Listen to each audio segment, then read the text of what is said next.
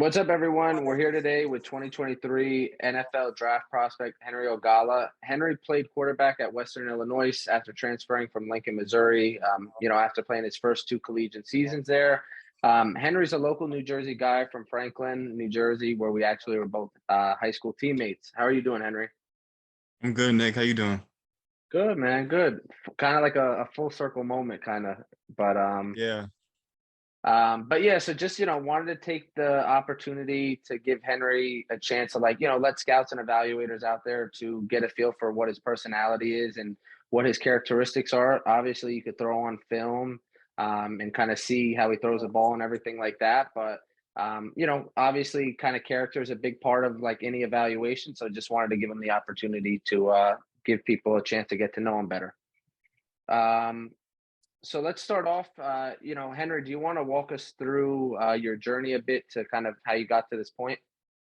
yeah, for sure. So, went to high school, Franklin, New Jersey, Franklin High School, where I played with the Nick DeMeglio, of course. This Um, guy. yeah, so played high school football there. Ended up going to prep school after my senior year of high school at Georgia Prep in Atlanta, and that was a pretty good opportunity. Got to just play against a lot of different guys, get to meet new people, different cultures, different backgrounds out there. So I played a season there post grad. Ended up getting a scholarship to Lincoln University, which is a D2 in Missouri. Got recruited by Coach Smith there, who had an NFL background, so that's kind of what enticed me to go there. Because I'm always looking. I was always looking towards the league, even as a young kid. So ended up going to play for Coach Smith at Lincoln. We ran that pro style offense down there, pretty simplified pro style offense. But yeah, my freshman year ended up starting the first 2 games of the year. Ended up hurting my thumb though, so I had to get surgery my freshman year. Redshirted that year. Came back the next year. Had to battle for that spot. Ended up fortunately winning the spot in camp, and then got to play the entire year at Lincoln. Uh, and then after that, I made the decision to transfer because I always felt like I was a Division I football player. So I made that decision to transfer to Western Illinois. Fortunately, they recruited me. They really liked me. Coach Elliott and Coach Rocco, the head coach and the quarterback coach. I had a good connection with them throughout the process. Ended up going to Western Illinois, and then I sat out a year back then because of transfer rules. Because back then that was the first year the portal actually got started, but you still had to sit out a year if you transferred up back then. So I had to sit out my first year there, and then I was the backup for 2 seasons there behind Connor Sampson, who was a pretty good quarterback. He's actually in the USFL right now. And then this past year, won the spot, and then just tried to do my best this past season, and then now I'm here hoping for a pro opportunity. Okay, nice, man. Yeah. That's I mean, obviously definitely big like part of like who you are, I'm guessing, like kind of going through all the different paths and like the journey as a whole, meeting different people and everything like that. I wanted to ask you, is there like a guy in the league that you kind of like mold your game after, like at the quarterback position, like past or present, I guess? I mean, I would honestly say I don't necessarily mold my game after one specific person, but I will say Okay. if you look through my camera roll, I probably have thousands of videos of NFL quarterbacks, just clips of them throwing the ball, I take little things from everybody because there's always something that someone's doing more efficiently than I feel like I am. And I feel like there's a certain way you need to look and a certain way the ball needs to come out and for you to throw at the next level. And so I just try and take every piece I can from those elite throwers. So not necessarily anyone in particular, but just any high level thrower, I try and watch them and take some if I can from them. Okay, gotcha. I know you kind of talked about, your time at Lincoln and Western Illinois, obviously. You kind of want to, let people know kind of maybe what the offensive schemes were at each of those places and maybe how they were different, just kind of to give a little bit, um, perspective on what your versatility is and stuff like that in an offense. Right. So, I mean, at Lincoln and Western, there was 2 different offenses I ran while I was at those schools. So when I first got to Lincoln, like I said before, we had a simplified pro style offense because my coach Smith, he had coached with the Chiefs, so he brought that offense that was under Romeo Cannell. We were running that offense, but it was like a day one, day two install type offense. Like that was our whole offense from that playbook. And Okay. it was a good, I think, for a young age, but I kind of think I wasn't ready to run that at the time because there was a lot of put on the quarterback's plate, like setting protections, route adjustments, coverage IDs, stuff like that. So um, I mean, it was a good learning experience at the time, but I think I wish I would have learned a little bit more from it. But then we ended up near the end of my time there, we ended up switching to like a spread offense, RPO type thing. And that was cool too. Like it was good to run that, kind of see what that was all about. And then at Western, that was full pro style offense, what you see on Okay. Sundays, the long cadences, the long play calls like you see on NFL mic'd up.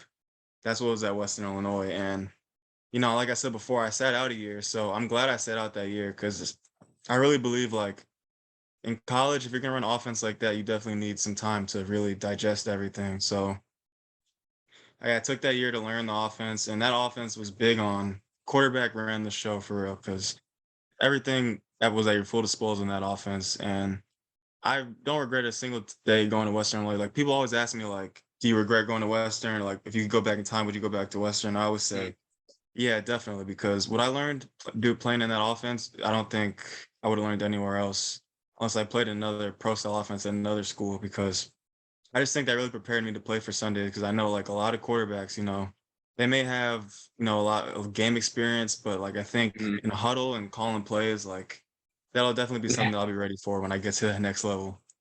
Yeah, it's like, I mean, obviously some offenses like college wise, like it's kind of just like you said, spread. It's kind of like you're slinging the ball around, but sometimes those players don't translate well because it's like such a big Right. adjustment. So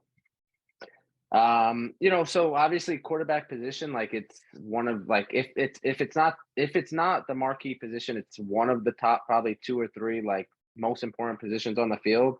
So like when you're studying film and getting ready for like a game, stuff like that, I mean, what are you kind of looking at or what are you kind of keying in on when you're studying a defense and stuff like that?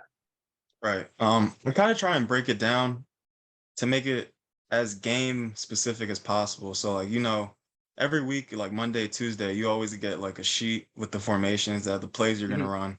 So I kind of like to watch film, like I like to watch the coverages to those formations and then the blitzes to the formations so that like if you get a twins formation with a tight end backside and two receivers to the outside, oh, you might get cover three to this formation. So I like to see it like that. And then I also just like to look at players. I like to look at other quarterbacks as well when I watch film because, like I Okay. said before, like every quarterback, they've got their own unique thing, and I just want to take something from everybody because I want to be the best, and to be the best, you gotta beat the best. So trying to Yep. take things you can from everybody and just build on my game as well. Okay, nice. So, I mean, do you have kind of like have it down to a science in a way? Like, I mean, I know some people kind of have a routine each week when they're like kind of prepping for a game, anything like that, or kind of just No, I week by wouldn't. week. I wouldn't say I have it down to a science. I think, I've got like I guess you could say like a set way I kind of do things like in Hmm. college, but I mean, I think there's always room for me to learn on when it comes to watching film because I'm sure there's things that those NFL guys do that I haven't even thought of yet when it comes to watching film. So, I mean, I wouldn't say it's down to a science. I think I'm definitely open to improving and evolving my film study as I get older. Okay, nice. So I mean, if somebody throws on the tape and kind of watching you play and stuff. What do you think some of your best traits or attributes that come across? I would say definitely my arm strength. I think Okay. like I think they've been saying that since I was a kid, like Yeah. Yeah. I think I can make every throw, and I think when you turn the film on, With it will power show. too. With Yeah, power too. I can make every throw and it with ease as well, I feel like. And I think when you turn the film on, you can see that there's no throw that if you bring me in to any NFL team or any pro team that they're gonna be like, oh, we can't put this in the game plan because you can't make this throw. Like, no, that won't be an issue with me. And on top of that, I'm not just a statue in the pocket, I have athleticism as well. And I can make things happen off script, on script, and just do whatever I can to move the chains and put points on the board. Okay, nice. Um, And then, obviously, like, it's important to kind of know what you're good at in a way, but like probably it's also important to know like what you need to improve on, or like maybe what a weakness is. Right. Like, what if you had to say like a weakness or two that you feel like you have in your game that you're working to improve on, what would those be? Um, I'd probably say I think maybe just pre-snap decisions. I think Okay. sometimes, when you get in the flow of a game, there's a lot of things going on and you might make some mistakes here. They might bring six. You only have five guys to block, and you're supposed to be hot, and I might not get the ball out in time. So I think things like that, just knowing where to go with the ball at all times. I think as I get older, and I think the more reps I get, I think that'll come. So Okay. I'd say that's probably one of my weaknesses that I think I can work on. Gotcha. Yeah, probably just like you said, something that comes with more experience in an offense and stuff like that. Um, So, obviously you kind of had a different journey kind of to this point than somebody who kind of enrolls, goes and plays football for 3 to 4 years and then declares. I mean, so if you had to pick like one of your, like, I don't know, a best moment or something along that whole journey, what would you say it is? Best moment. Or I'd yeah. probably I'd probably say the second star I won at Lincoln. It was our first night game of the year. And for anyone that's familiar with Lincoln football, they haven't had the best of times in the past. And at that point, we won our first night game. We were 2-2 at the time, and that was like one of the best starts in like 20 years in Lincoln football history.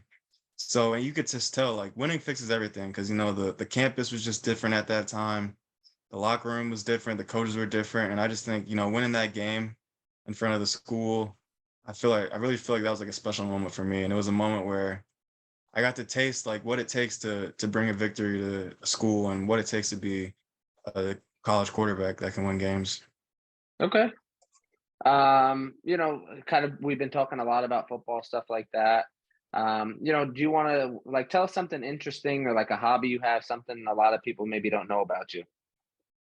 Yeah, I mean, I don't have too many hobbies, but I think one thing that I always tell people is that like I'm a big pizza enthusiast. So like I don't know if people know Dave Portnoy, but like I watch that guy's pizza reviews every day. And since I started playing football, I go to a lot of places. So whenever I go somewhere, I always go to a place that he reviewed or try to go to a place that he reviewed and try the pizza for myself. So Okay. I think that's probably my big thing is pizza. I'm really big on that. Okay. What would you say? Like, I mean, if you're going to places that he's tried, do they kind of match up rating wise, like on his scale, you think, or Yeah, I think Porno is definitely he's a pretty good gauge when it comes to pizza, I'd say. And he eats it gotcha. every day. So I I trust his opinion. Gotcha. So I know you had you took part in two pro days a little bit ago. Tell us a little bit about how that went and kind of what the experience was like for you. Yeah, it was good. I mean, the Northwestern Pro Day, so Northwestern does this thing where they bring in local athletes and they actually cut those guys after the 40-yard dash, the Oh majority wow. of them. Yeah, so that was kind of nerve-wracking, if I'm being honest. Running the 40 and then waiting to hear if you're gonna make it through or not. But yeah, once I made it through, it was just a great experience. I got to run, jump for all the scouts. All 32 teams were there. I got to throw for the scouts, and I feel like I put my best foot forward when it came to throwing for sure. And NIU as well. NIU was a good opportunity. I was the only non-NIU guy at the NIU Pro Day, but Oh it nice. was good. I got to throw to a good receiver, Cole Tucker. He's a really good guy. Good receiver, good hands, good athleticism. And it was just a good experience overall. I wouldn't trade the experience for anything. I'm glad since I was a kid. I've always been thinking about pro days. This entire Yeah. process. So I'm just glad I got to do it. Gotcha. Kind of tell us a little bit about like your prep for the pro day, maybe where you were training at, and stuff like that. Yeah. So I went out to Missouri and I was training in Chesterfield, Missouri at Elite Football Academy with Mhm. Matt Bierman. Um, it's like probably the number one place for football players to train in St. Louis area. They got a lot of NFL players that still come through there. So I was doing my quarterback training there with Matt Bierman.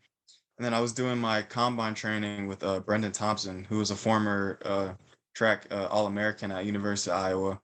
Oh, I nice. was working out. Yeah, I was working out there with him. We were doing 40-yard dashes. I only got to do like a month and a half out there in Missouri training, as opposed to like, the 3 months that most guys get. But it was definitely good to really just go somewhere and just focus on what I needed to do for the next month and a half. Gotcha. Okay. So obviously, like your kind of college playing career is done. I mean, do you have any guys like back at Western or I guess at Lincoln that you kind of want to give a shout out to? Yeah, Jake Dedevo, Drake Day, my boys. They're still grinding at Western Illinois right now. Okay. Uh, Drake Davidson, he's a quarterback that was with me at Lincoln. He's actually a coach now at Black Hills State. Oh, wow. Um, yeah. I mean, I've got a lot of guys, a lot of my teammates, man, just everyone I've played with, shout out to all you guys, man, because I mean, it's a team sport. I wouldn't be here if it weren't for any of them, even the ones that probably got on my nerves, they pushed me because, I wanted to shut Yep. them up. So, and the ones that supported me, you know, I want to prove them right. So, thank you to everybody. Gotcha. So, kind of just so I'll ask you a few more questions and then we could, wrap it up. So, obviously like everybody has challenges, especially like as a, playing football and stuff, you go through adversity and everything like that. Right. How do you go about handling challenges that you have like in everyday life, but then also like as a football player? Right. I think for me, because football is honestly like, it's brought me the biggest joys of my life, but it's also brought me probably the biggest disappointments in my life as well. And I think Mhm.